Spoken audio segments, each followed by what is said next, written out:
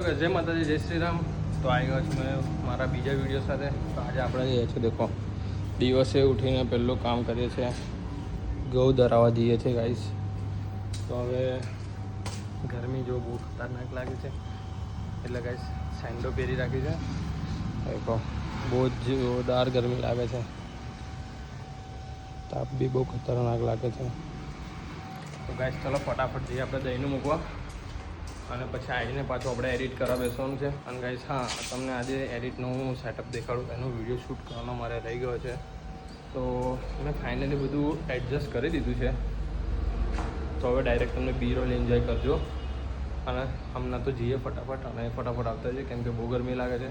અને તમે અમારી ચેનલ પર ના હો તો ચેનલને લાઈક શેર સબસ્ક્રાઈબ કરો, અને ઇન્સ્ટાગ્રામ આઈડીને બી ફોલો કરો. તો મળીએ કન્ટિન્યુ રહેજો.